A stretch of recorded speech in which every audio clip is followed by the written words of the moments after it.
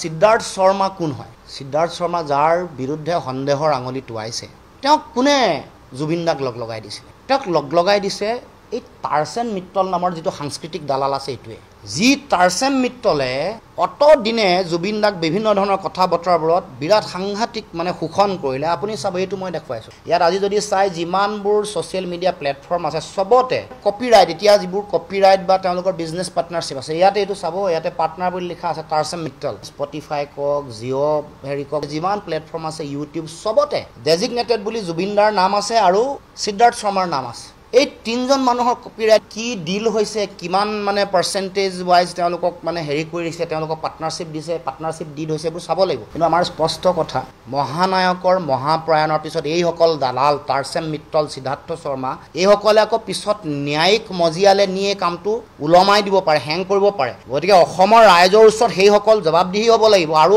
কোনো কাৰণতে অসমৰ জনগণে বিচৰা নাই যে এনেকুৱা সাংস্কৃতিক দালাল কিছুমানে এই জুবিন গাৰ্গ নামৰ সত্তাটোক ব্যৱহাৰ কৰি যি দালালি কৰিলে, যি অপৰাধ কৰিছে, জাতীয় অপৰাধ কৰিছে, সেই সকলকো তদন্তৰ আওতালৈ আনিব লাগে। অকল সিদ্ধাৰ্থ শৰ্মাতে সীমাবদ্ধ ৰাখিলে নহ'ব।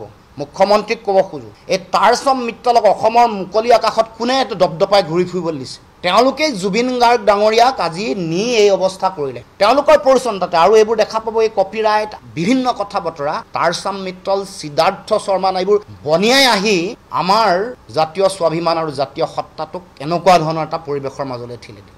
গতিকে মই বিনম্ৰতাৰে আহ্বান জনাইছোঁ, দেশৰ প্ৰধানমন্ত্ৰীৰ প্ৰতি মোৰ বিনম্ৰ আহ্বান যে আপুনি দেখিছে যে অসমত কি চলিছে। অসমত জুবিন গাৰ্গৰ মহাপ্ৰয়াণত কেনেকৈ লক্ষ লক্ষ কোটি কোটি জনতা আহি এই যাত্ৰাত চামিল হৈছে। তাৰপিছত সেই কথা উপলব্ধি কৰাৰ পাছত আপুনি আপোনাৰ দায়িত্ব যিটো আছে সেই দায়িত্ব পালন কৰক। বিশেষত ইয়াৰ লগত জড়িত অপৰাধী, ইয়াৰ লগত জড়িত হৈ থকা যিসকল ব্যক্তি আছে সেইসকলক কঠোৰৰ পৰা কঠোৰতম শাস্তি দিবৰ কাৰণে ব্যৱস্থা গ্ৰহণ কৰক। CBIৰ তদন্তৰ বিষয়টো উদ্যোগ লওক, উচ্চতম ন্যায়ালয়ৰ তদাৰকৰ কথাটো গুৰুত্ব সহকাৰে লওক, আৰু অসমৰ জনগণৰ এই আৱেগক প্ৰকৃত মূল্যায়ন কৰক আৰু ন্যায় দিয়ক। তালিকা প্ৰকাশ হৈছে, ক'ত হোটেল আছে, ক'ত বটলৰ ব্যৱসায় আছে, ক'ত কিমান পইচা ইনভেষ্টমেণ্ট কৰিছে, কি কৰিছে, সকলো পুংখানুপুংখভাৱে তদন্ত হ'ব লাগিব। জুবিন গাৰ্গ নামৰ সত্তাগৰাকীক ব্যৱহাৰ কৰি কোনেও আনডিউ এডভান্টেজ বুলি যিটো কয়, তেওঁতো আমাৰ জাতীয় জীৱনৰ মহানায়ক। তেওঁক কোনোবাই ব্যৱহাৰ কৰা কথা কোনো কাৰণতে গ্ৰহণীয় নহয়। ব্যৱহাৰ কৰা বুলি ৰাইজে অভিযোগ আনিছে। চব ৰাইজে কৈছে যে তেওঁক এনেকৈ কৰা হ'ল, এইবোৰ তেওঁৰ সুযোগ লৈ এইবোৰ কাম কৰিছে, কিন্তু কৰিবলৈ দিয়া নহ'ব। আৰু টাৰ্চেন মিত্তল বুলি কোৱা দালালটোৰ কথা কোনেও আলোচনা কৰা নাই। টাৰ্চেন মিত্তলে সিদ্ধাৰ্থ শৰ্মা বুলি কোৱাটোক লগাই দিছে। জুবিন গাৰ্গ ডাঙৰীয়াক লগাই দিয়া মেইন কালপ্ৰিট যিটো, এইটো হৈ গ'ল টাৰ্চেন মিত্তল, সাংস্কৃতিক দালাল এটা।